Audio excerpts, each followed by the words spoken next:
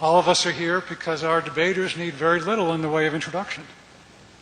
Christopher Hitchens is a columnist for Vanity Fair and the author of many books, including God is Not Great, How Religion Poisons Everything.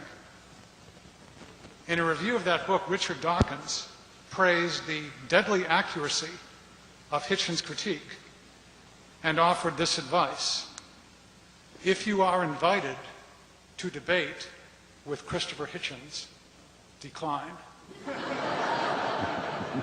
Relax. Relax. Now, Dinesh DSouza, who has not declined, has written influential books such as The End of Racism and The Virtue of Prosperity. One reviewer said this about Dinesh's new book, quote, infinitely more sophisticated than the rants produced by Richard Dawkins and Christopher Hitchens. What's so great about Christianity leaves those atheist books in the dust? Well, we shall see. Dinesh, you're up first. This is Christopher Hitchens and my third time around. We've debated other topics before. It's our first time debating this issue. I really welcome the opportunity. In my opening statement, I'm going to make a positive statement about Christianity. In my rebuttal, I will correct the mistakes of Christopher Hitchens. Now, we're living in a very unusual time in which atheism has emerged as a kind of militant phenomenon. And on the face of that, that's a little bit odd.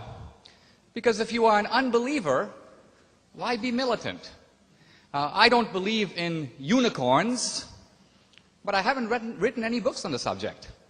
I don't spend a lot of time denouncing unicorns. I live my life as if unicorns did not exist. But what we have from the atheist side is a belligerent attack on theism and specifically on Christianity. I want to try to answer this attack by using the same tools of reason and skepticism and science and evidence that is the banner under which the atheists march. In no way this evening will I rely on scripture or any kind of theology to make my points. I'm going to focus entirely on reason and evidence. Let me begin, if I may, this way.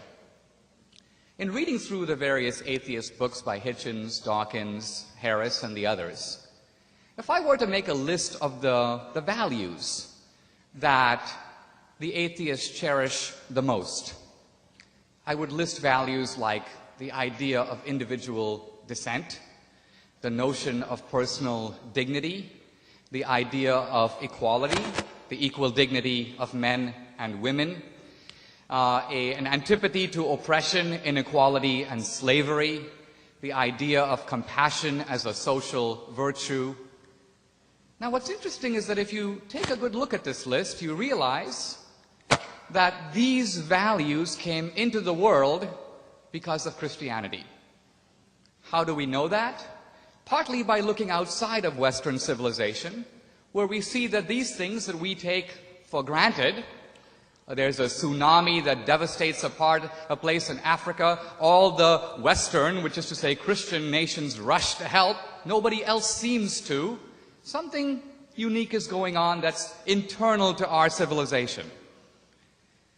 Now, you might say, well, Western civilization isn't just built on Christianity, it's built on Athens, by which we can say classical reason, and also on Jerusalem, which is Judaism and Christianity.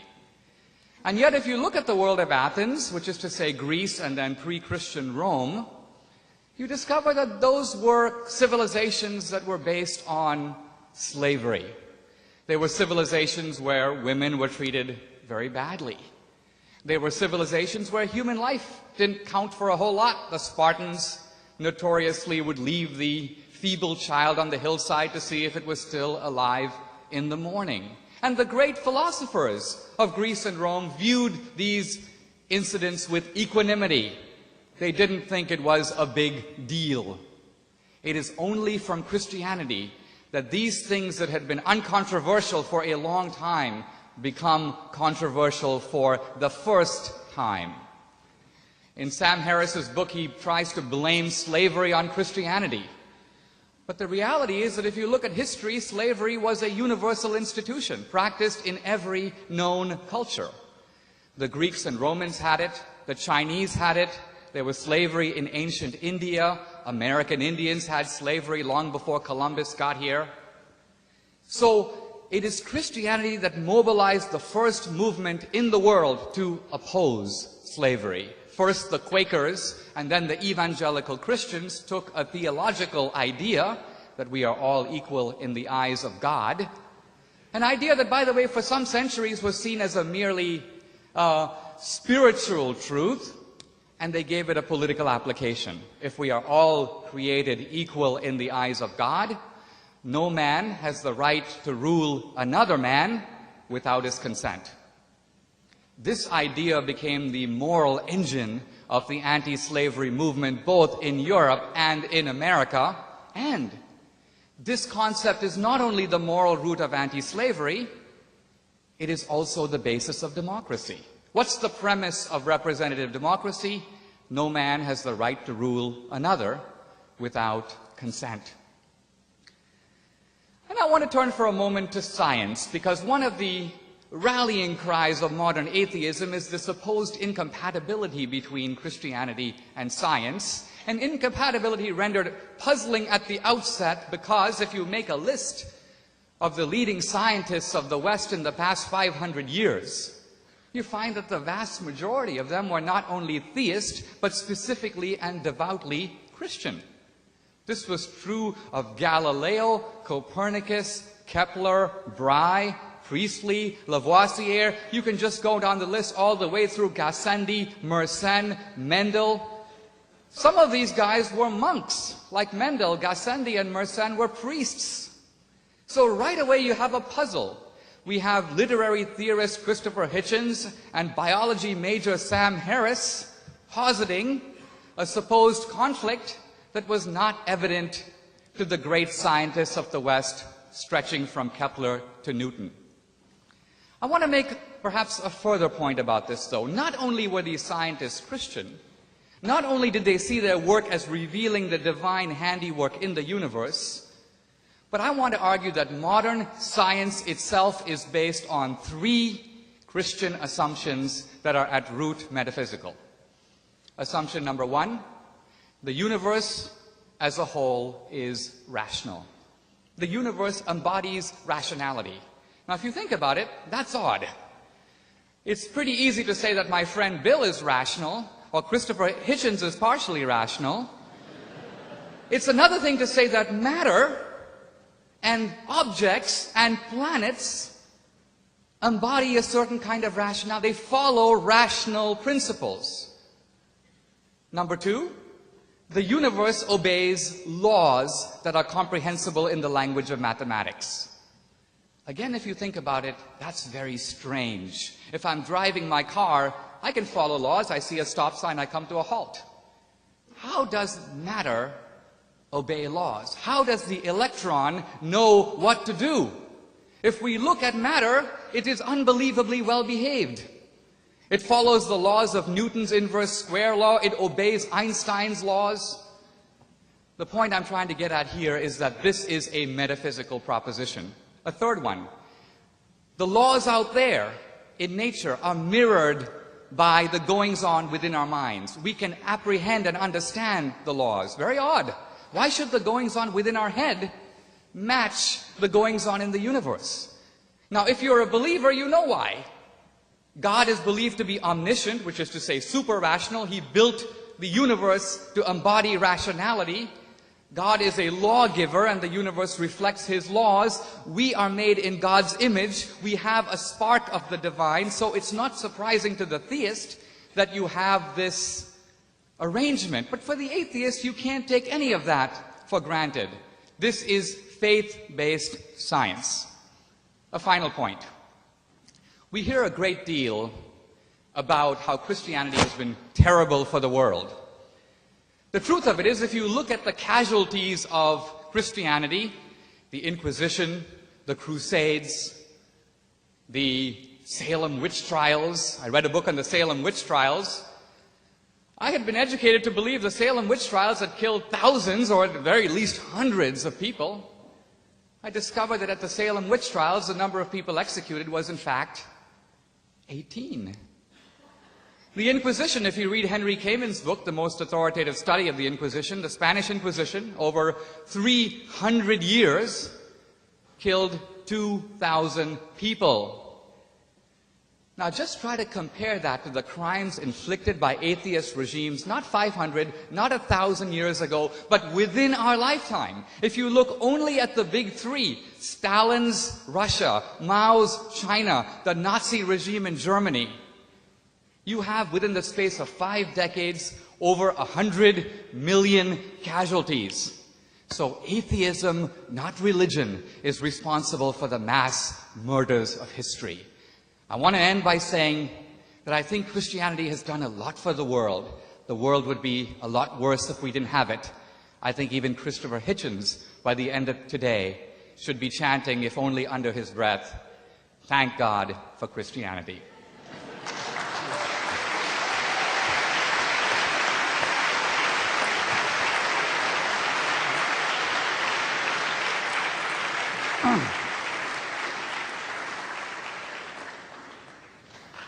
Well now, Mr. Chairman, ladies and gentlemen, comrades, friends, brothers, sisters, I would be self-sacrificially a Christian if I cut into my own time, limited as it is, to pay 80 compliments, so I won't, except to say that Dinesh is one of the most formidable debaters I've ever encountered on any subject, that he has the further great advantage of actually believing in this stuff.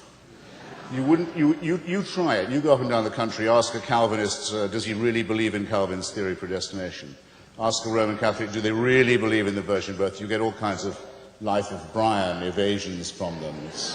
It's metaphorical, really. No, Dinesh believes this. That's very useful. And then I want to thank the alarmingly polite and wholesome faculty and staff of the King's College. Now, I'm asked to prove that Christianity is the problem, and I'll try to do that, but for now, all I need to say is it's a problem or part of the problem, being as it is what we know it to be, a loose plagiarism from Judaism, and along with Judaism, one of the other two religions plagiarized in turn, that's given us all the blessings of Islam. So it's part of man-made religiosity that trades under the brand name of monotheism. And the problem that all three have in common is that of faith. Faith, in other words, that a man-made religion can actually keep a promise of salvation, not just in this life and the next. Dinesh, you'll notice, was careful to say, well, certain social ameliorations can be written down to Christianity. He didn't claim that it was a salvation in this life or the next, just that some of its adherents have occasionally taken liberal stances. Well, I think he'll find he has a higher standard of proof in front of an audience like this. That's the first belief that faith involves. And second, the belief that faith is in itself a virtue, transcending reason and dispensing, conveniently enough, with the need for evidence. Now, it's my proposition straight out and straightforwardly that what we think of as our morality, as our ethics, comes from human solidarity and predates all forms of monotheism. Don't let it be said in your hearing, ladies and gentlemen, any of you who have any self-respect, that, though we know the story to be fiction of the Exodus and the wandering and the encounter in Sinai, we know that really to be a metaphor, but taking it to be true that my mother's ancestors wandered all that time under the belief that perjury and murder and theft were okay, only to eventually bump into Mount Sinai and receive the news it wasn't kosher after all. We have to have more respect for ourselves than that. Any human society that had believed those things wouldn't have got that far. I think it's pretty safe to say. Christianity, in other words, is masochistic as well as partly sadistic. It attacks us in our deepest integrity. It says that you and I wouldn't know a right action, wouldn't be able to derive it, or a right thought without the permission of a celestial dictatorship that guards us while we sleep, that can convict us of thought crime, that supervises our every waking moment, that is in fact the origin of totalitarianism in the obeisances that it demands of us, and that will continue to judge us and persecute us and supervise us even after we were dead. This, in my view, as well as being utterly untrue, utterly falsified by fearful human beings, is something that it is very fortunate we possess no evidence for. How horrible it would be if we were condemned to live in this posture of gratitude, permanent gratitude, to an unalterable dictatorship in whose installation we had had no say. And let me add, the worst of that would be if that dictatorship was benign. That would be the thing that would make it insufferable. Some of us refuse it, and we do so on what we confidently say are moral grounds, as well as the ground that the story is a fairy tale, made up by fallible and opportunistic human beings. Why else would I say, in the time I've got left, that Christianity is, as well as untrue, immoral? Well, it offers something horrible, vicarious redemption. You're told that by applauding a human sacrifice, a particularly cruel and revolting one, that took place before you were born, to fulfill a prophecy in which you had no say, condemns you either to punishment and sin if you don't accept it, or, if you do accept it, offers you the chance that your own sins can be forgiven you. Well, everything is wrong with this picture. First, as with the original proposition of a deity, it requires of you compulsory love as well as compulsory fear. You have to simultaneously love someone, you're commanded to love them, and be frightened of them at the same time. This is no way to teach morals. Second, you're told not that you might get a second chance, but or that your debts can be paid. I can pay your debts if I care enough for you. I could serve your time in prison if I wished. But I can't forgive you the sin. I can't absolve you of the responsibility for what you've already done. I can't wash you white as snow. And the desire to be washed in that way and to be free of responsibility is itself an immoral one and should be rejected by anyone with any, I'll repeat the term, with any self-respect. So the vicarious redemption by human sacrifice is an immoral preachment with very immoral implications, as is compulsory love coupled with compulsory fear. The idea that the laws of nature can be suspended in your favor if you make the right propitiations is a lie. Dinesh points out what a lie it is. Einstein says how marvelous it is. The great thing about the universe is its laws never are suspended. They are never suspended. They do operate according to a beauty, a logic, and a symmetry that we don't quite yet understand. We're getting to understand them better. Dinesh points it out rather intelligently to you. What does Christianity say? Those laws can be suspended, and in your favor too, if you make the right prayers and propitiations and sacrifices. There can be, a virgin can conceive, a dead body can walk again, your leprosy can be cured, the blind can see. Nonsense. It's not moral to lie to children. It's not moral to lie to ignorant, uneducated people and to tell them that if they will only believe nonsense, they can be saved. It's immoral. The totalitarian concept of the afterlife, the idea, the hideous idea, doesn't even occur in the New Testament. Doesn't occur even in the violent rape and genocide-filled books of the Jewish Bible. There is no punishment of the dead. When God has destroyed your tribe and had your virgins and your children murdered in front of you and your flocks and herds scattered and so on, and you also fall down to a bronze sword, he's done with you. The earth can close over you. That's it. You've tangled with the wrong tribe, the one he favored. Not until gentle Jesus, meek and mild, are you told, if you don't make the right propitiations, you can depart into everlasting fire. One of the most wicked ideas ever preached, and one that's ruined the lives and the peace of mind of many, many children, preached to them by vicious, child-hating old men and women in the name of this ghastly cult, which we're met here to discuss tonight. I don't need 2 minutes to finish with this religion, but thanks. I have a moral challenge on this point. Answer me this if you think that morality comes from the supernatural and we require celestial dictatorship permission for it. Name me a moral action committed by a believer, or a moral statement or ethical statement uttered by one that could not be made or uttered by a non-believer. I've asked this in a number of venues and forums now. I'm going to keep on asking it. I've not yet had an answer. If I was to ask anyone in this room, however, could they name a wicked action performed or a vile statement made by someone attributable only to their religious faith, there isn't a single person here who would have to hesitate for a second in discovering what that was and saying it.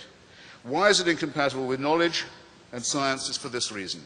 We calculate that the human species, Homo sapiens, has been around now. Carl Sagan thought perhaps 200,000 years. I would say 100,000. Not more, not less. In order to believe the Christian message, you have to believe this. For those 100,000 years, people were born, died, usually, many of them, in childbirth, either the mother or the child. Life expectancy, perhaps 20 years, 25. Died of microorganisms they didn't know existed. Genesis doesn't mention them because the people who write Genesis don't know there are microorganisms. Earthquakes would have been terrifying. Tsunamis, volcanoes, mysterious events. War and famine superimposed on this. You can all fill out this picture for yourselves, I'm sure. That was our life. For tens of thousands of years, on and on it went. Maybe a gradual upward curve of a sort. We seem to have made some progress, very painfully, and with infinite suffering and labor, and with our solidarity still intact. Now here's what you have to believe. You have to believe that heaven watched that for 98,000 years. And after 98,000 years decided 2,000 years, it may be time to intervene. And the best way of doing that would be to have a filthy human sacrifice in a very remote part of Palestine. And the news of this has still not penetrated to the rest of the world, and I don't think will be believed when it does, and isn't believed by me, and can't be believed by a thinking person. Thank you.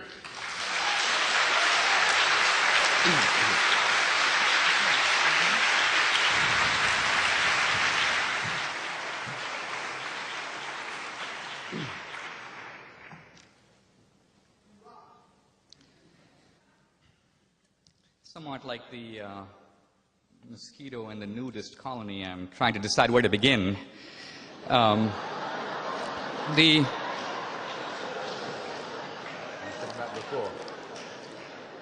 want to begin with, if I may, with stripping away a kind of a pose. Because usually when you debate the atheist, the pose is, I am a man of evidence seeking the data. I'm following the evidence where it leads. Now, what's interesting is that if you listen to Christopher Hitchens, he offered no shred of evidence for anything he said at all. He presumed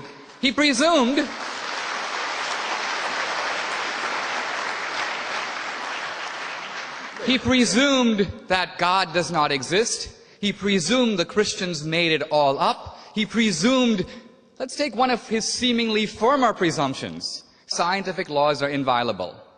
I said earlier this was an article of faith, and it is. There is no scientific law at all for which we could say that there are no exceptions to it. Let's take one of the most fundamental principles of science. Light travels in a vacuum at the speed of 186,000 miles a second. How do we know that? We've measured it. 1 time, 2 times, 10 times, 1,000,000 times. The philosopher David Hume says even if you measure it 50 million times, you cannot draw an unrestricted general conclusion from any amount of empirical tests. And why? How do we know that on a distant star 5 million light years away, light travels at that speed? Do we know? We do not know. We guess. We assume. Science is based on those kinds of assumptions. So it is the skeptic David Hume who destroyed this idea that scientific laws admit of no exceptions. And if scientific laws do admit of the possibility of exceptions, miracles are possible. Now, let's look at Christopher's portrait of Christianity, which is the heart of his case. It's not fundamentally about, I think, evidence. It's fundamentally, somewhere I believe Christopher called himself not an atheist, an anti-theist. And I think what he meant by this is, it's not that I don't believe, I hate God. I hate Christianity, and I hate its founder, Jesus Christ. Why? Why? Now, if you look at history, not even as a believer, here is Christ, one of the mildest men to set face on the earth, harmed absolutely nobody, introduced radical new principles which, if followed, would make our world immeasurably better.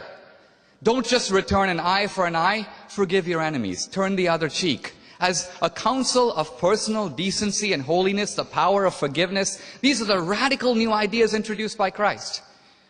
They are seen by Christopher as wicked ideas, even though they have done so much to make our world what it is. It's sadomasochistic, he says. Well, if you look at it purely from human terms, here's a guy, he was killed brutally, but if you accept the Christian premise that God sent his son, not just to be killed, but to be resurrected, it's the resurrection that's the core of Christianity, not the crucifixion.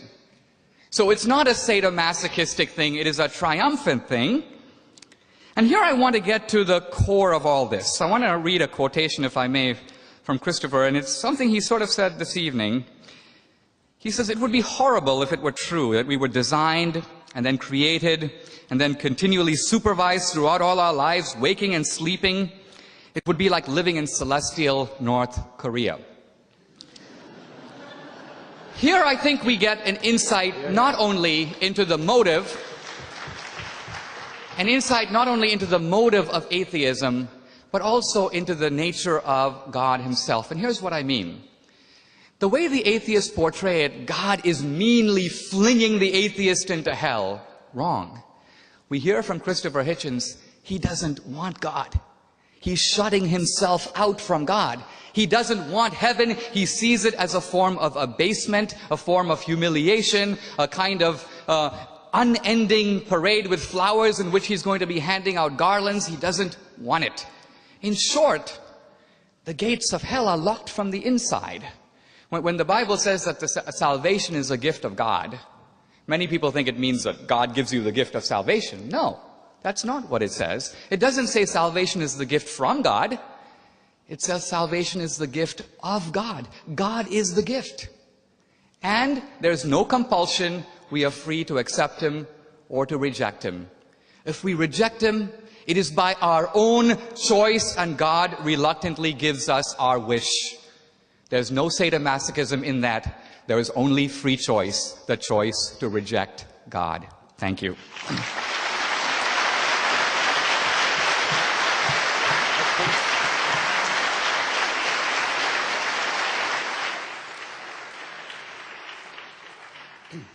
Well, a slightly low blow to kick off with, Dinesh, I must say. You didn't use your time to prove God's existence either.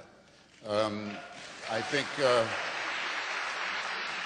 think you'd have needed more time than I would if that's what we were here to debate. I imagine that it was held in common between us and this audience that it isn't possible to decide these matters finally, that no one has ever produced an ontological proof of God that is completely satisfying, nor a disproof that is completely satisfying. However, the burden surely is a little more heavy on those who say, I know that there is a God, and not only am I a deist, I'm a theist, I know what he wants. In fact, I know who his son is. In fact, I'm on sort of personal terms with the guy in ways that are not evident to you. That demands a slightly higher standard of proof, and to say you didn't come up to that scratch, my dear, I'm sorry, is to say the least of it. Okay? Now, why be militant, I was asked. Why do you care? After all, if all this is nonsense, why do I exercise myself about it? Well, I'll give you one example straight off. There is a religion that some of you will have heard of. It has 12 imams, 12 holy men, who all serve God, a one God, an only God. One of these imams has gone missing, but is expected back imminently, when he will bring a reign of universal peace and justice. I don't know if any of you paid attention to what I said earlier about the Islamic plagiarism of Christianity, but Shia Islam is essentially a parody of the Catholic faith. Now, the people who believe in this, you said unicorn, I would say tooth fairy, or sinister Santa Claus, propose to acquire thermonuclear weapons by illegal means at present, and to deploy them against not just Jews and Christians, but atheists, secularists, homosexualists, rapists, adulterers. I think they've only got me 3 times so far in this. And to bring about that happy thing that all religions secretly want and celebrate, the eschatological end of days. All religions have this common deformity. They want this to be over. They think what we're going through is just a prelude. Our life is a poor and contemptible thing. Bring on the moment when we'll find the ultimate truth and be able to relax in the Saviour's arms, or in some promise of heaven, as the sort we were offered this evening. I say that I think it's a contemptible offer, and would be contemptible if there was any basis for believing that it was real. I'm not going to duck, in case you think I am, the question of atheists and secular atrocities, but I'm going to leave it to our next segment, because it'll take me just a fraction more time, and I'd like to do it in such a way as to pin Dinesh somewhat more to the mat on it. Those who, it is argued, though, on this moral point, that those who repudiate God will have no basis for making their own moral decisions or uttering their own ethical conclusions. That without this anchoring and overarching belief in protection, we would simply be in a world of nihilistic chaos, choosing here this and here that option for ourselves, with no anchorage of decency, no ballast of ethics. Well, just consider, if you will, because all of you would have heard that argument many times, as well as this evening. Consider, if you will, what the corollary of it is, if you look at it the other way. Is there anything that is forbidden to anybody who says they have God on their side? Who says that they have God with them? Is there any evil that they forbid themselves to do? Is there any enslavement or rape or dispossession they haven't committed? Is it not the case that, I'll just take the other case of the Shia Muslims, whose claim to a God and to his being the spokesman of morality is just as valid as that of any other religion, as far as I can see? Well, in their religion it's forbidden to execute a virgin, whatever crimes she may have committed in Iran. Can't be executed as a virgin. But if sentenced to the death penalty and still a virgin, she can be raped by the Islamic Revolutionary Guards and then executed, because she isn't a virgin anymore. A piece of sadistic ingenuity that would not have disgraced Torquemada or the practitioners of the Inquisition, and does show, does it not, that not just in the name of religion, but rather, I would say more honestly, precisely because of faith and the certainty that it gives of a divine endorsement, that things are done and done all the time, and threats made that no decent secularist, no convinced atheist humanist could countenance for a second. And of course atheism is no guarantee. An atheist can be a nihilist, can be a sadist, can be a fascist, can be a communist. These are sufficient rather than necessary conditions that I'm talking about. But I hope they will, at least to some extent in your minds, ladies and gentlemen, have broken the connection between religion and ethics as demagogically asserted. Thank you.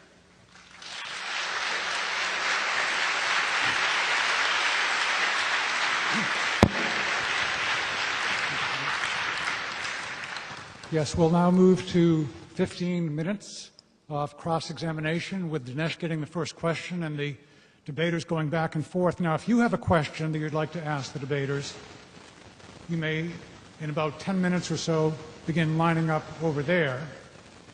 And the first three questions go to King students, and then we will let the fun begin in general. Dinesh, your question for Christopher.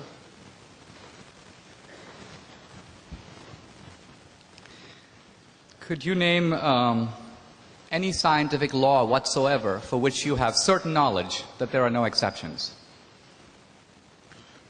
No, I couldn't. I mean, Thank you. I made a different assertion. I said that Einstein says the laws of nature are not suspended. That's quite different. You chose to attack a position I hadn't actually espoused. And you had said yourself that there is an obedience to law observable. I can quote you. But my point was that was an article of faith. That was not a demonstrated proposition. Einstein knew that, and that's why Einstein was a theist. Einstein believed that God represented a great mind that sustained these laws in that way. You're completely wrong twice. Einstein was not a theist. Einstein was very explicitly not a theist. He was a deist. He said he was a believer in the God of Spinoza, the God that does not intervene in human affairs, that does not answer prayers, that does not take sides in human quarrels, that does not make judgments on human behavior. Well, Spinoza was not... That's as far from theism as it's possible to get, and you should have got this by now, Dinesh. You really should. Christopher, you're a little bit... There's a difference between deism and Spinozism, but I'll come back to that. I want to turn to something else. You asked for how can we reasonably think that God exists? Let me ask you this question. Scientists who begin to look at the universe ask themselves this question: why does the universe have the rules that it does? Why does the universe operate according to the particular dials and parameters it has? What if those parameters were a little different? And the scientists who look at that said, if you change these parameters even an infinitesimal amount, if the gravitational force were slightly different, or the strong nuclear force, or the electroweak force, we would not have this universe, we would not have life, we would not be here having this debate. Now, what is your explanation for how we live in such a fine-tuned universe? It would seem to suggest a fine-tuner or designer. Darwinism is hopeless here because it's not accounting for the universe, only for transitions among life. So what is your rational theory for why we live in a fine-tuned universe? Right. Well, there's a good reason why no one comes to me for arguments about physics, so I'll have to take, but I'm not ducking the question. Just for your notebooks, ladies and gentlemen, there is a book by Professor Victor Stenger on this subject. Dinesh deals with it also in his book, that makes the bold claim that science actually negates the case for the existence of God. Well, Stenger says the laws of physics come out of nothing. Do you agree with that? Further than I would have gone, I'm saying I recommend that you read it. A chasm of tautology yawns at the feet of all those who go in for this argument. Richard Dawkins actually said to me once he thought it was the most interesting argument he'd so far heard or encountered in all the debates we've all had with the faithful, and it is, because there's something extraordinary about it. Of course, also appeals to us, because anything that says to us, you know, you might not have been here, but you are, so that must be something majestic, is obviously appealing to us. It's sometimes known as anthropocentric. Look at the consequences. Look at an example just in the suburb of this argument where we happen to live.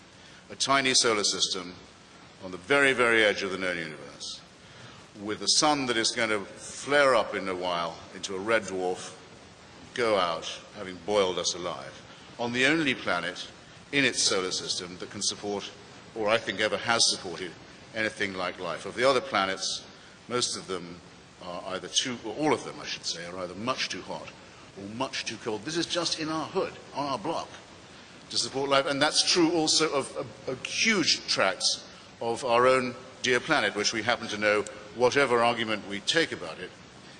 Christopher, I'm sorry, you're filibustering me a little bit here. This is cross-examination. It's poised on a climatic knife edge. So I would say, bear that in mind, and I would add, quite some design, and quite some designer. Well,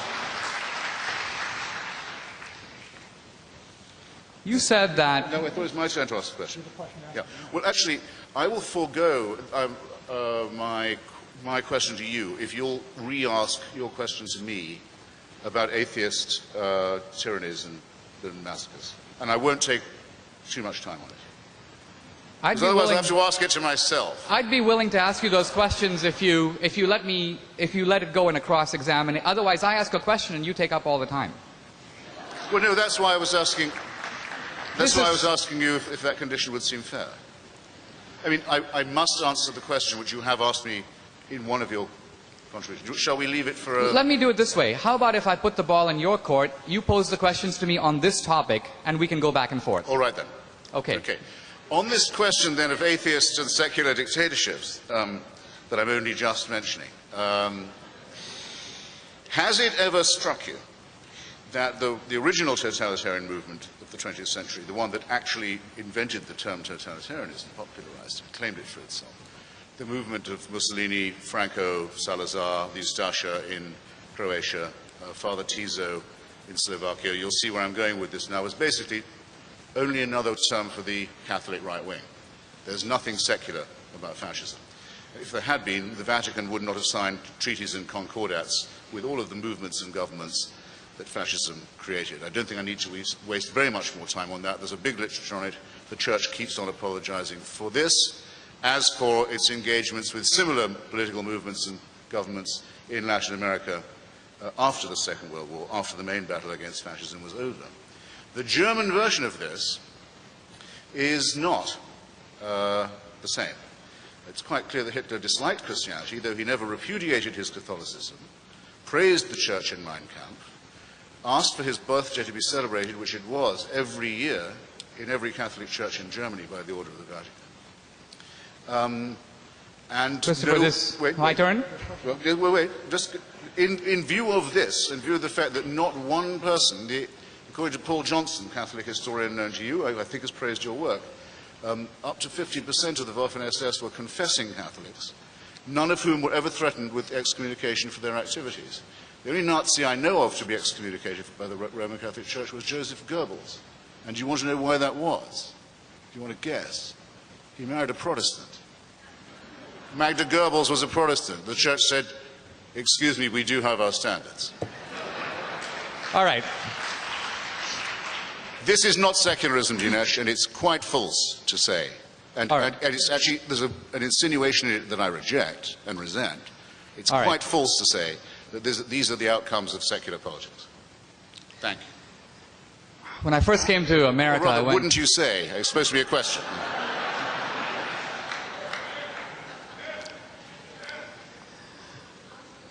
You notice that in his statement, Christopher Hitchens zoomed in on one issue, Hitler and the Nazis, leaving untouched, indeed unmentioned, the scourges of communism.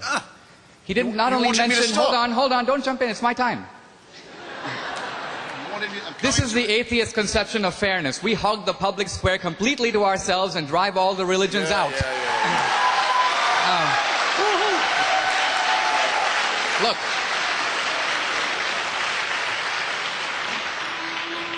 You wanted me to stop. I need about 2 minutes to answer you. Okay, fine. Not only did he not mention Stalin, not only did he not mention Mao, he didn't mention Pol Pot, Ceausescu, Fidel Castro, Kim Jong-il. Now, Richard Dawkins in The God Delusion says, well, there's a big difference. The Christians did what they did in the name of religion, but the atheists aren't committing their crimes in the name of atheism. Now, this is what happens when you let a biology major out of the lab. Because here's a guy who knows nothing of history. I wouldn't accuse you of that, Christopher. But all you have to do is read Marx. All you have to do is familiarize yourself with communism. It was an explicitly atheist ideology that sought to create a new man and a new utopia, liberated from the shackles of traditional religion and traditional morality. It was no accident, as the Marxists said, they always targeted the churches, they always killed the clergymen and the priests and so on. Now, the case about Hitler is very interesting. You should read Richard Evans' multi-volume History of the Third Reich. In the beginning, Hitler thought, I can make some friends among the Lutherans and the Catholics, and so he invented something called positive Christianity, which was basically Nazi Christianity. He praised Christ basically because he said that Christ was the only one alert to the dangers posed by the Jews. But you only have to read the book to realize that Hitler hated Christianity. He hired people around him who were all atheists. Their explicit goal, the moment they got into power, was to destroy the church, which was seen as doing what? Putting a little bit of a moral bridle on the horrible plans of Nazism. So ultimately, it's not the Christians. Christians ultimately are accountable in some ultimate sense, atheists are not. And that's why the atheist regimes killed more people in a week than the Inquisition could kill in 3 centuries. And why? Because of the maxim stated by Dostoevsky and the brothers Karamazov, if God is not, everything is permitted.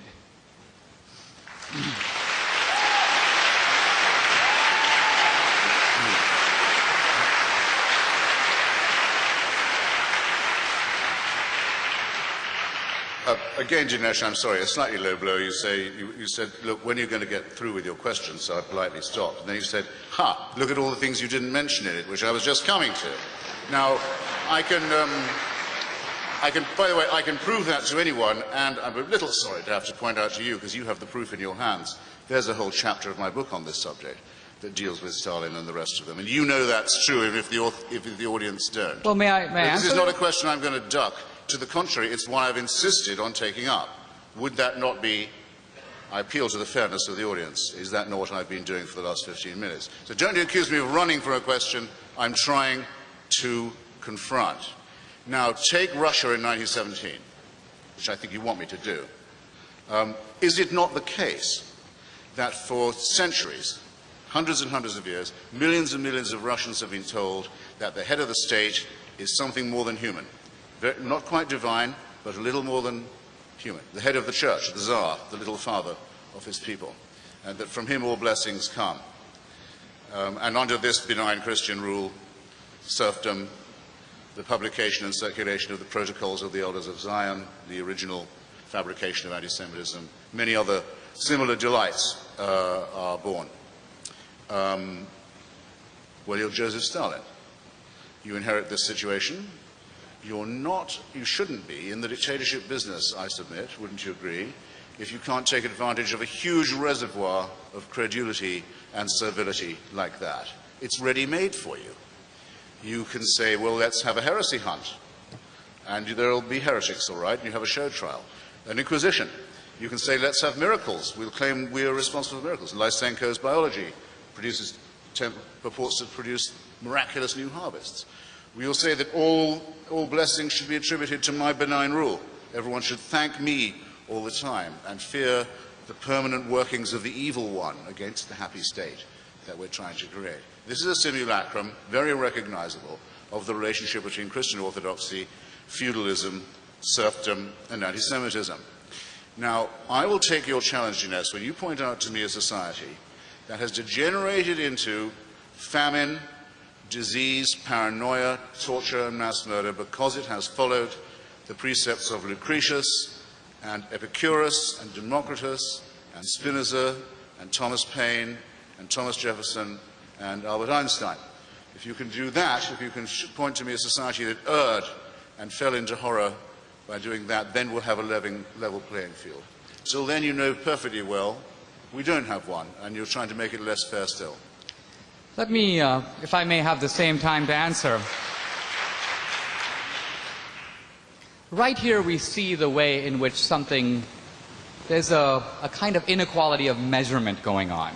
We find among the atheist writers an attempt to blame religion not only for its own crimes, but also the crimes of atheism. Sam Harris, in his book The End of Faith, says the following. He's trying to prove that suicide bombing is entirely religious. But he knows that the inventors of suicide bombing in the modern form are the Tamil Tigers, who are fighting over land and are fighting over self-determination. So he says this: while the motivations of the Tamil Tigers are not explicitly religious, they are Hindus who undoubtedly believe many improbable things about the nature of life and death. The cult of martyr worship that they have nurtured for decades has many of the features of religiosity that one would expect in people who give their lives for a cause. So the Tamil Tigers see themselves as secular combatants in a political struggle. But Sam Harris detects a religious motive because these guys are Hindus, and surely there's some underlying religious craziness that explains what they're doing. Now we turn to Christopher Hitchens. I want to read, if I may, a line from Daniel Dennett in his book Breaking the Spell. He says this. He says, it is true that religious fanatics are rarely, if ever, guided by the deepest and best tenets in those religions. So what? Al-Qaeda and Hamas terrorism is still Islam's responsibility, and abortion clinic bombing is still Christianity's responsibility. Here's what he's saying. If bad guys do bad things in the name of an ideology, the ideology doesn't get to shake them off and say, those guys were just perversions. You have to take responsibility. And the point I'm making here is, Christopher Hitchens will not take responsibility as an atheist for the crimes committed in the name of atheism. He is doing backward somersaults to blame the Christians for them. So Christianity has a lot to answer for. We wouldn't need repentance if that wasn't the case. But Christians should not have to answer for Mao and Stalin and Hitler, people explicitly dedicated who, if they could, would destroy Christianity and wipe it off the face of the earth, as would apparently Christopher Hitchens.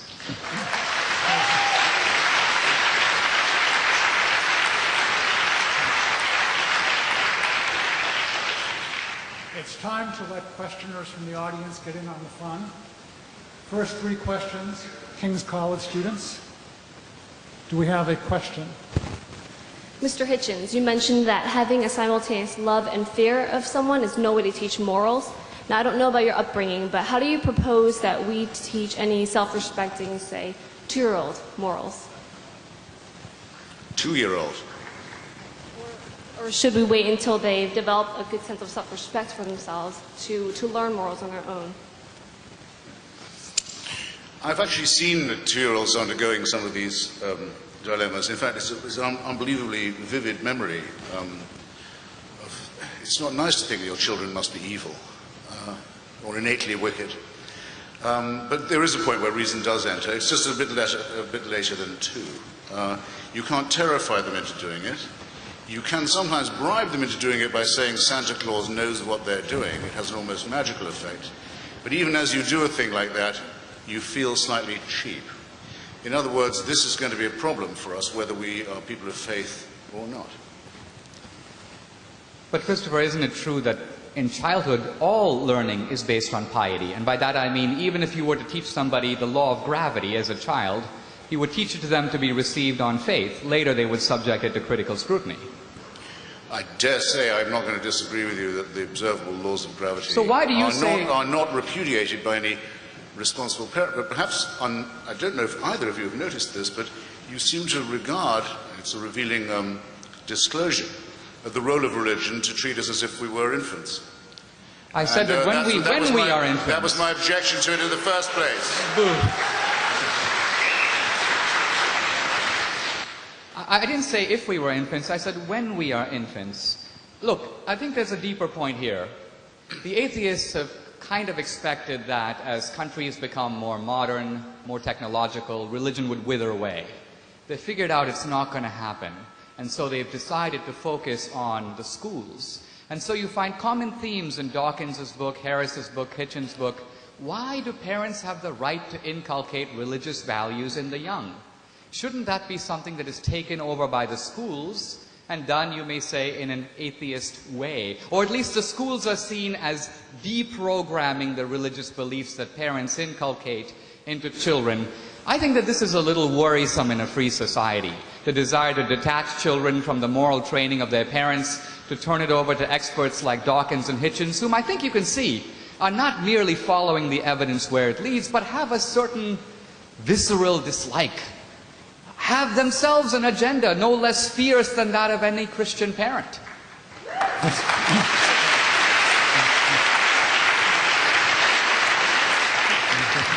This is a question for Mr. DSouza. It's a statement you made earlier that the laws of nature reflect the goings-on in our head. I'd love to hear you elaborate on that a little bit more. The point I was getting at is this. When I said earlier that the laws of nature, the universe is lawful, we only have to go to other cultures to see how odd that is. The Muslim writer Al-Ghazali says, how can the universe obey law? How can matter obey laws? He says the universe is a reflection in the mind of Allah. Everything happens because Allah intervenes every single nanosecond to make it happen. Now that's not the belief of Christianity. Now, if you imagine that in our heads are atoms and molecules and neurons firing away, I ask you, what logical necessity is there for the workings of these neurons in here to match the laws of the universe out there? Why should there be a correspondence between the two? Again, as a theist, I have an answer. As an atheist, he has a guess. And in fact, he's been hanging an awful lot on that guess tonight. The reason, I'm not defending this or that miracle, but I'm simply saying that we have a very limited understanding of You haven't defended any laws. miracles, as a matter of fact. I'm sorry? You haven't defended any miracles, as a matter of fact. Well, in my book, as you know, I defend one, the resurrection. I lay out the evidence for it in a very much in a historical way. But that was my point, that there's a strange correspondence here that ultimately relies on faith. And the only difference ultimately with the atheist is he relies on the evidence while denying the metaphysical ground on which it stands. Isn't that true? Metaphysical drama is a bit strong, I think. It's whole cloth fabrication. Isn't science based on metaphysical assumptions? I still think you misrepresented, David.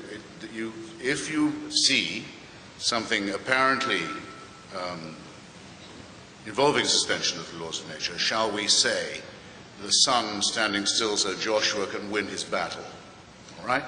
Or the raising of Jairus' daughter, or even my favorite miracle, the turning of the water into wine at Cana. A tribute to the Hellenistic influence that still persisted in Palestine at that time.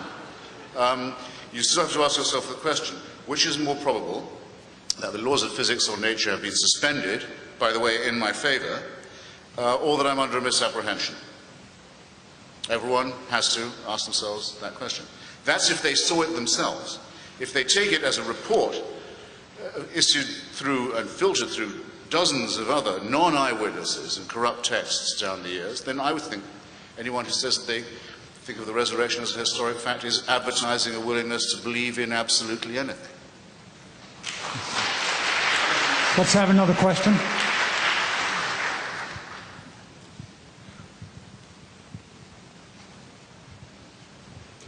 This question is for Mr. Christopher Hitchens. You've said in past debates, and I refer to the debate between you and Doug Wilson, that morality has merely evolved. And I say merely because I think we'd all agree, Christian and atheist alike, that morality has evolved anthropologically speaking. But I want to know, if it's merely evolved, why can't I transcend the current state of evolved morality? What standard can you appeal to?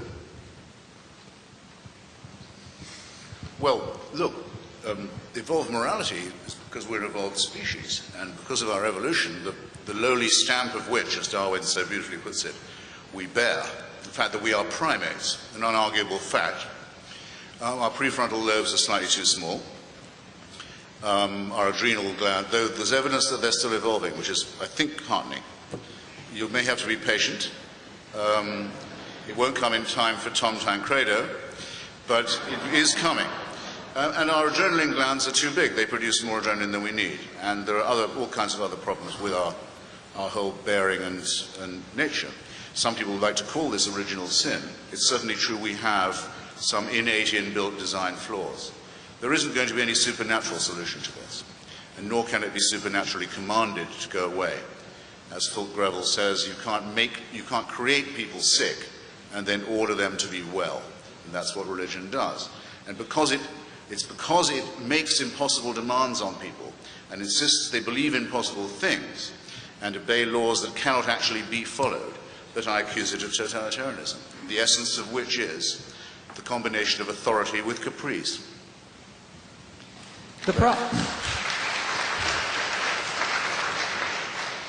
Evolution, although a powerful theory in many respects, doesn't account for three things. It doesn't account for the origin of life, which is presumed. It doesn't account for the origin of consciousness, for which Steven Pinker says there is no explanation. It doesn't account for morality. Now, the evolutionists have been trying very hard to do it. And they look at morality as a form of extended selfishness. If a mom jumps into a car to save a kid, it's because they share the same genes. That accounts for about 1% of morality.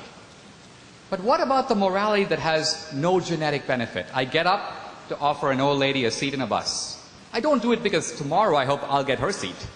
Or she'll do the same for me. I give blood. Even Richard Dawkins says there's no evolutionary explanation for that. Give me liberty or give me death. The man who helped the Good Samaritan. When we do altruism, or what Christianity calls agape, charity, with no hope of return, there is no evolutionary explanation at all. Now, I want to suggest that this is pointing us to a much deeper truth, and that is this. It is true that we are animals in the sense that we too, like animals and like non-living things, obey the laws of nature. But I want to suggest that the very fact that we have morality, which depends on free will, means that there is a dimension of us that exists, one may say, transcending the laws of nature. Here's why. A stone doesn't have a choice of whether to roll down the hill. It can't say stop. It merely follows the law. On the other hand, in small decisions and big, I have choice. Here's a pen. I have a free choice to drop it or not. If I drop it, it will follow exactly the laws of gravity. But my decision to drop it is purely a free choice, undetermined by the laws of physics. I can go either way. And every moral choice is of that nature. Our entire vocabulary of thou shalt not and don't do this and you shouldn't have done that would have to be wiped out if it was merely an you wouldn't have to teach anyone right and wrong. It would be genetically programmed into them. So the idea that we are already moral by evolution, it's nonsense. Morality ultimately does have to be inculcated.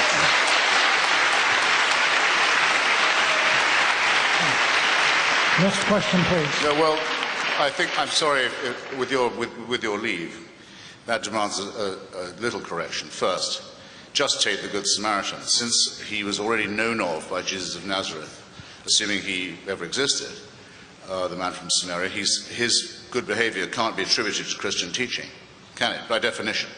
And if you recall, all the people who behaved worst in that story were priests and Levites and the other devout ones. So they seem to have got he seems to have got his idea of human solidarity without divine or religious permission.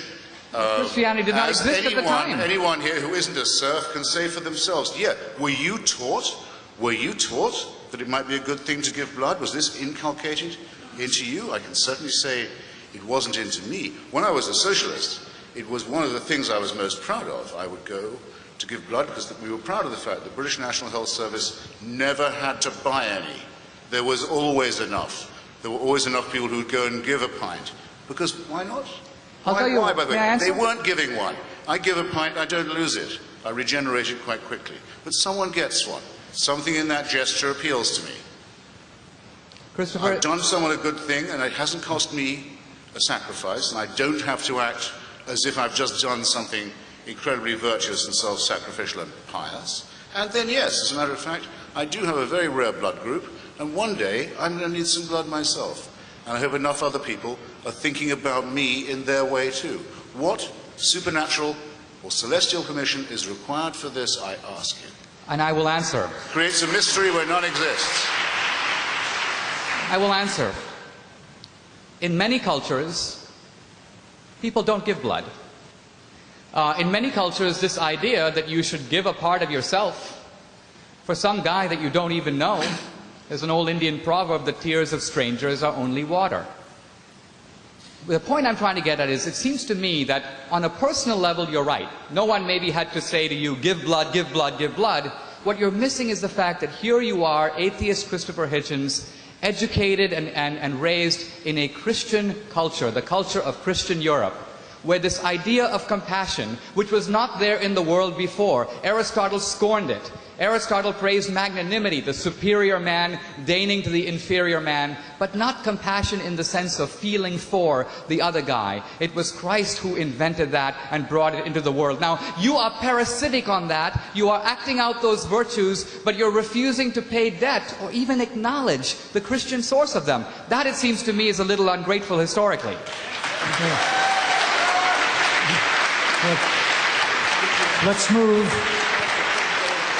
Let's move to the next question, and the person asked the question can respond. The other person can then make a response to that, and then we'll try to go right to the next question in order to have room for as many as possible. Okay. Gentlemen, thank you for showing up tonight. It was a pleasure listening to you at this point. I have a lot of things I have to say, but of course I want to get succinct on it. A thought I had based on an idea, the materialization from pre-existence into existence, then concluding with post-existence. One might assert a lack of definitive strength regarding post-existence as the absolute final end.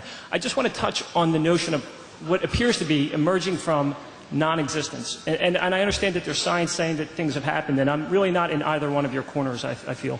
But I feel like this is substantial for me. Do you have a question? Yeah, the question is, I'm trying to generate some feedback, because I think maybe we could humble down and say, hey, well, we are somewhat in the unknown based on linguistics, and we're somehow trapped in this sense of the unknown. I mean, you may feel, I know you're science-based, I know you're somewhat religious-based, but this merging out of non-existence into existence and then back into post-existence, do you see a pattern there, a 0, 1, 0 pattern? And do you want Dinesh or Christopher to answer that? And then row 4 would indicate, if you filled out that pattern, I would suggest a 1. Now, just tell me what your general idea that is, your sense of that, not necessarily taking it to verbatim.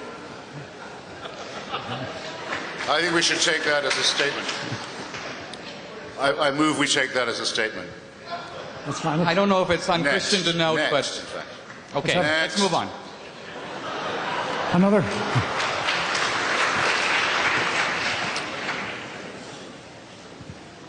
Yeah.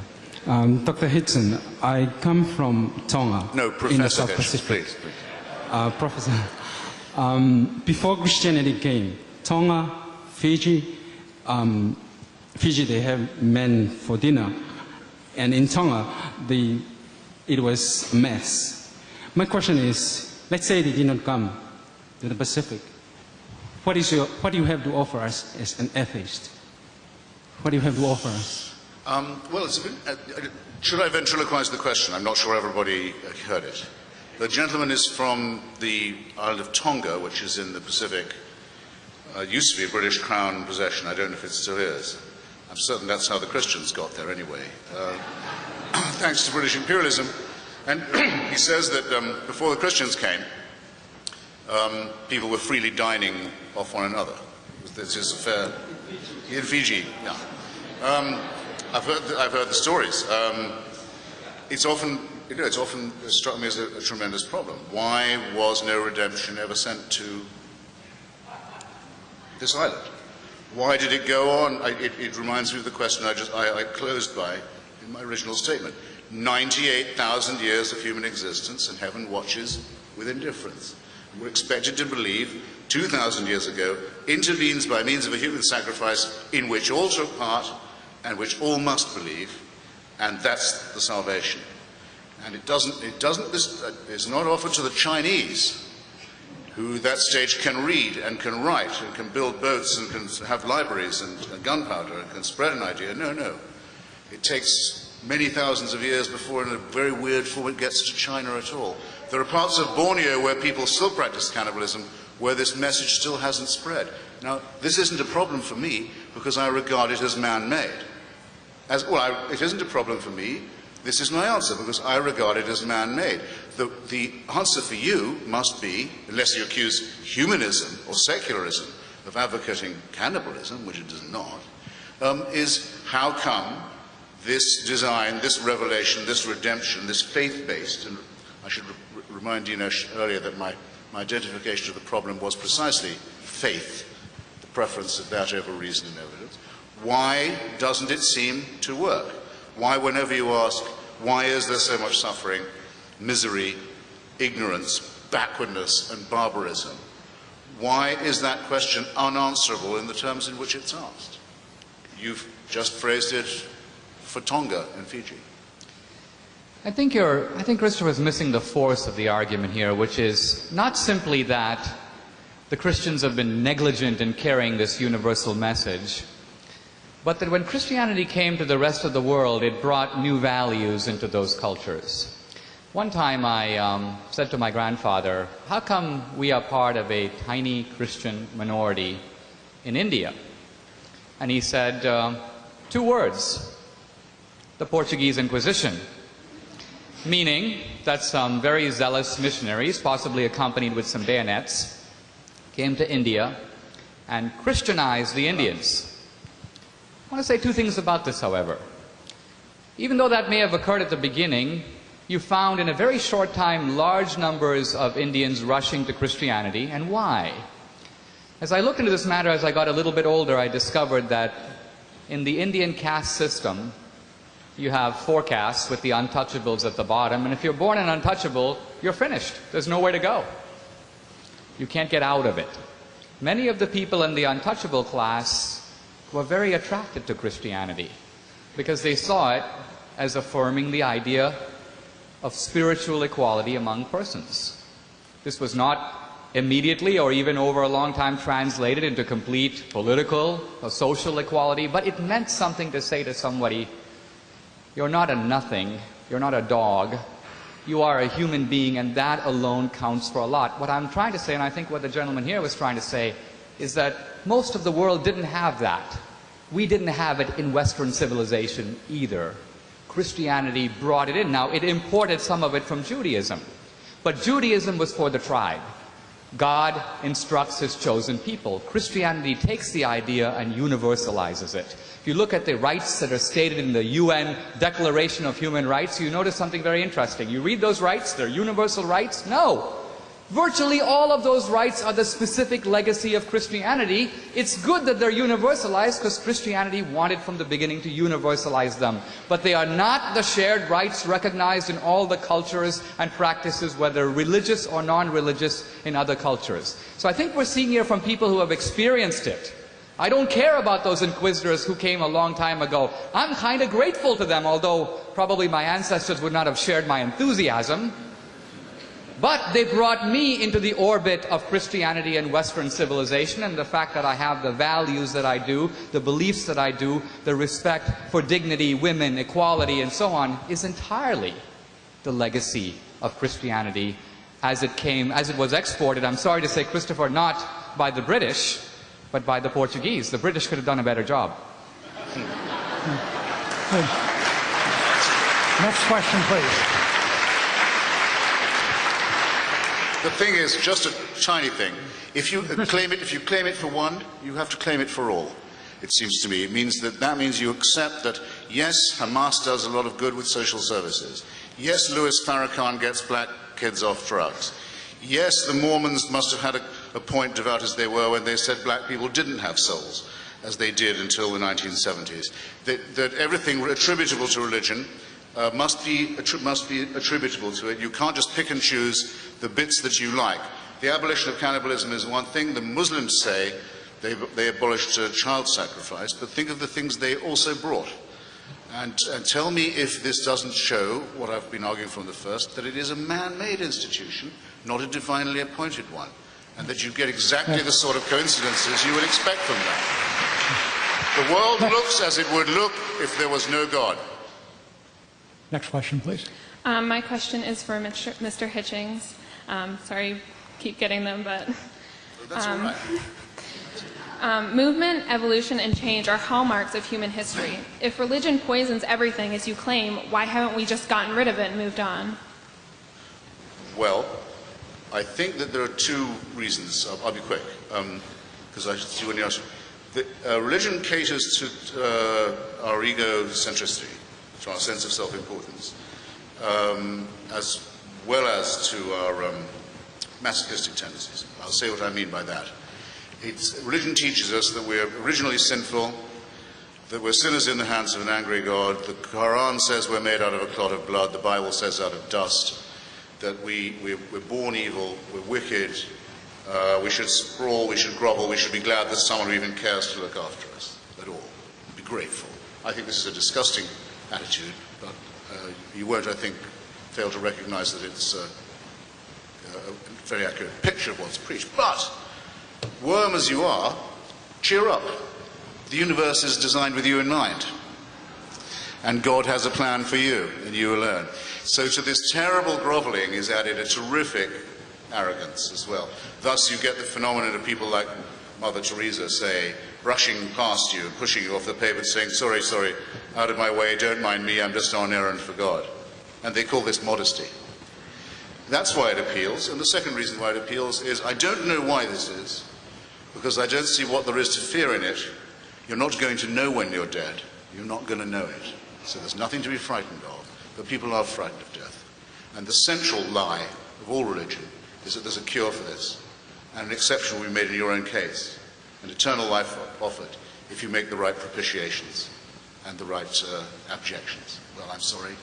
I think it's the height of immorality to lie to people like that. But that's why it survives. That's why it survives. Let me answer, if I may. Religion poisons everything. Christopher is known for literary flair. I think what we've seen here today, when I first came to America, I lived in Arizona, I went to a rodeo, and I'm sort of reminded of that. We have a point here, a point there, and just a lot of bull in between. Now, here's what I mean by that. Isn't it a case of gross rhetorical and argumentative excess? I mean, did religion poison Shakespeare, or Milton, or Dante, or Michelangelo, or Raphael, or Bach? Were they corrupted by religion? No. Their work is in some ways an exhibition of a transcendent reflection as we see in art. Even secular people should be able to appreciate that and to recognize that that is the special legacy of our civilization, built in part on Greece, but also in equal, if not larger part, on Jerusalem. Now, we are now coming closer to the core of what this debate is about. This idea here that religion is a form of wish fulfillment. Christopher didn't think of that. Sigmund Freud said it. Marx said it in a different way. Religion is the opium of the people. We can't face life. We can't face death, so we make up stuff. Now, I could give a religious rebuttal to that, which would look something like this. I can totally see why in a wish fulfillment world we would invent heaven. Heaven is cool. And if I wanted to get away from my diabetes or the fact of death, I might say, I'd like to live in heaven. I don't think I would have made up hell. Hell is more severe than diabetes. It's a little tougher than death. So why would a wish fulfillment inventors of religion come up with the rules of self-denial and so on that make our life more difficult, more sacrificial? We would make it easy. We'd start by taking out that commandment against adultery, if we were making it all up. Now, one final point. The idea of religion as wish fulfillment makes no evolutionary sense at all, a point made by the atheist Steven Pinker. He says this: it makes no evolutionary sense to make stuff up that threatens your own survival. Imagine this: I am a rabbit. I am being pursued by a lion. I have to decide whether to run. I decide I will not run. Why? There is another life waiting for me, even better than this one. What would be the fate of such a rabbit? It would be immediately eaten. Rabbits who engaged in wish fulfillment would not survive. That's the point. You need a better theory.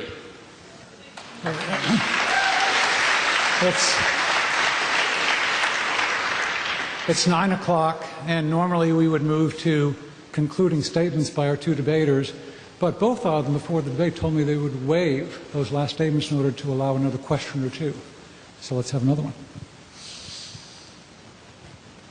Mr. Hitchens, you began your opening statement by decrying the very concept of faith or beliefs in the absence of good, solid, supportable evidence.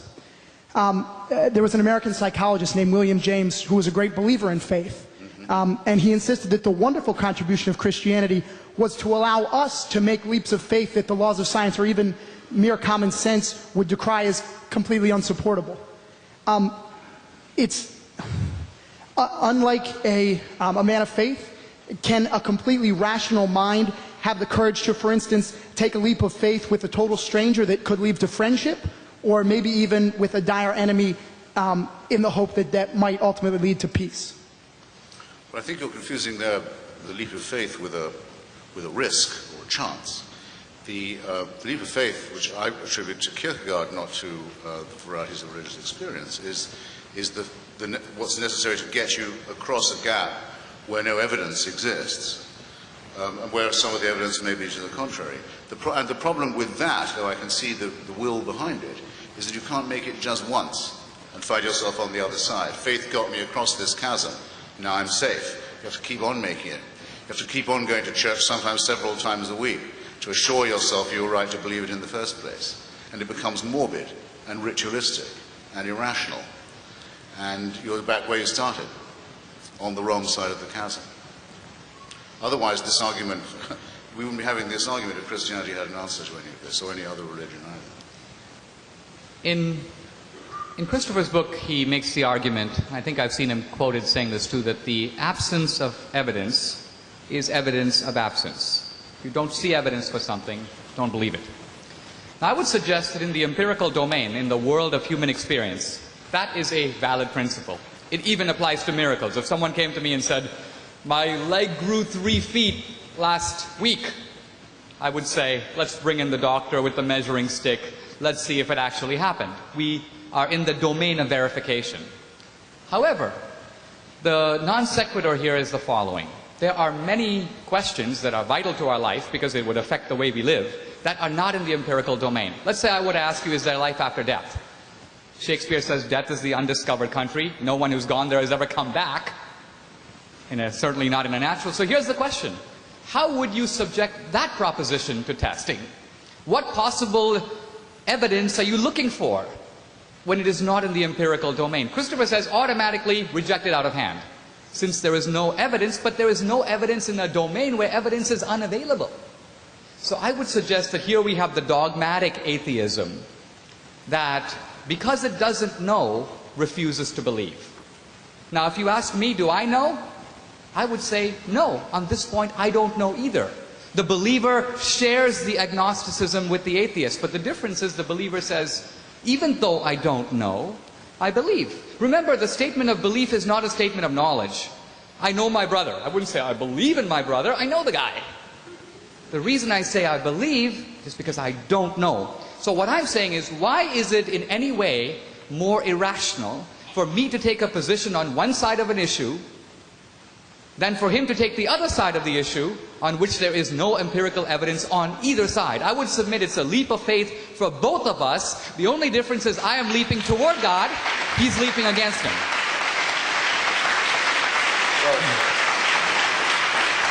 Yes, last question, please.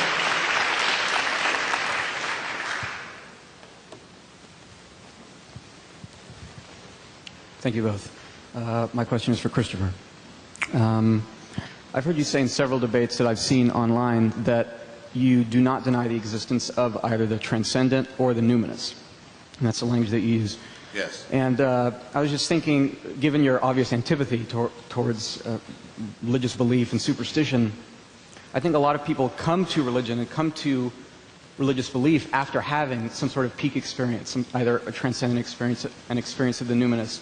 So my question is, how would you advise someone, or what sort of recommendation would you make for someone that has that sort of experience but doesn't want to interpret that in, let's say, a religious vein?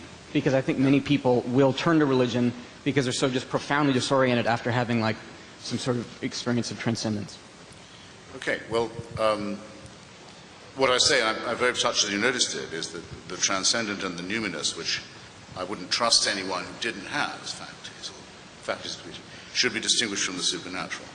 That, for example, I'm just about to forget his last name. Francis is his first name. He's the Collins of the Human Genome Project, with whom I had a long discussion the other night, says that he was hiking one day, I think it was in the Pacific Northwest, and there was a frozen waterfall that had 3 streams frozen. It was a frozen trinity, if you like. And at that moment, he says, he got down on his knees and accepted Jesus Christ. Now, I will simply have to say, of someone whose work I enormously respect, and who I believe I've quoted correctly, that to me is a wild non sequitur. That people who talk like that are, it may be a deformity in me, I think it's white noise to talk like that. White noise. And I don't think I'm missing anything, because I'm quite just as fond of the music of Verdi, say, as I was when I thought he was a Christian, presumably was, as when I found out that he wasn't. And many other great famous musicians and painters who actually turn out to, in their devotional efforts, not to have been themselves devoted. And that's why I don't think, I'm going to take a bit of my answer to reply to Dinesh just now, on this point of whether these things apply to both of us. No, they don't. When I say I think that that's a meaningless statement, I'm not making a meaningless statement myself. Anyone can say that they understood what I said about Francis Collins's remark. By the same token, when I had a debate on Hugh Hewitt's program, a very fair-minded, very intelligent Christian, he got me on with his favorite Presbyterian. He said, "This is the man you have to beat." And I said, "All right," we went at it. One of the questions I asked him was about the resurrection. Do you agree with the verse in St. Matthew that says that at the time of the crucifixion, all the graveyards of Jerusalem opened, and the dead came out and walked and greeted their old friends and so forth? I was going on to ask him, because if you do, it seems to me to cheapen the idea of resurrection if it was so commonplace. That's where I was going with it. But he thought I was asking whether literally true or not. And he said, well, as a Christian, yes, I absolutely do believe it. But I'm not so sure I believe it as a historian. I will just have to say that to me, that nonsensical remark is a statement of faith. And what I've just said about its nonsensical character is not itself a meaningless remark, because it's intelligible to everybody here. And that should weigh a little in this argument. it seems to me. Thank Well, you.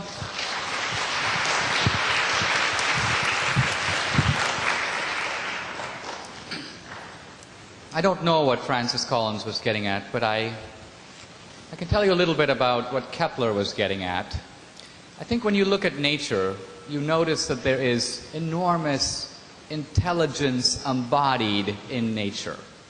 And this is, I think, for the person who thinks about it, a deep mystery. Kepler was measuring the movements of the planets, and the theologians all told him that the planets should move in circles. And Kepler realized that was not the case.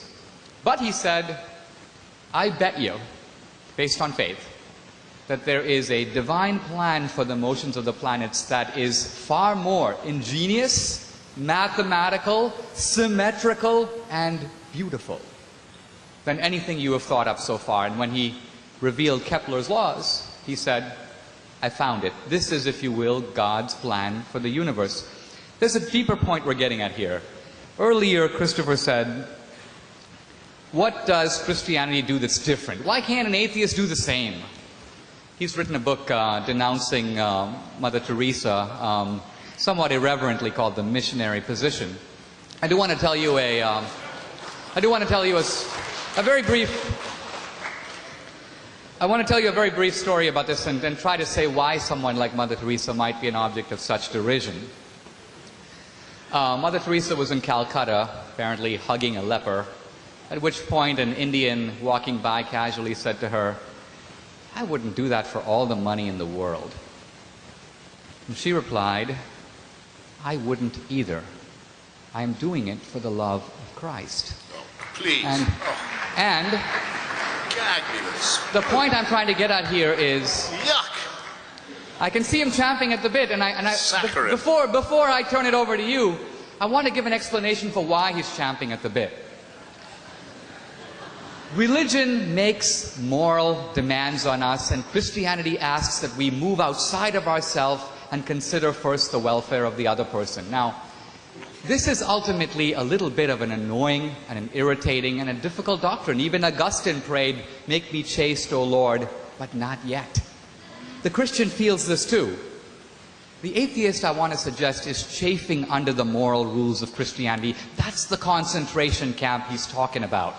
Ultimately, he realizes that a life lived according to the 10 Commandments is a life in which we are accountable. We all live in a world where bad guys sometimes make off with the money, where good guys come to grief. It's not fair. What goes around doesn't come around. But religion says that at the end of the day, what goes around does come around. There is a last judgment. There is an ultimate accountability.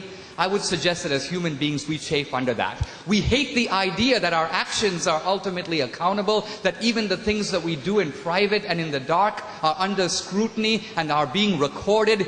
Atheism is a massive rebellion against that, but it disguises itself as moving along the strict pathways of reason. It's not an intellectual revolt, it's a moral revolt.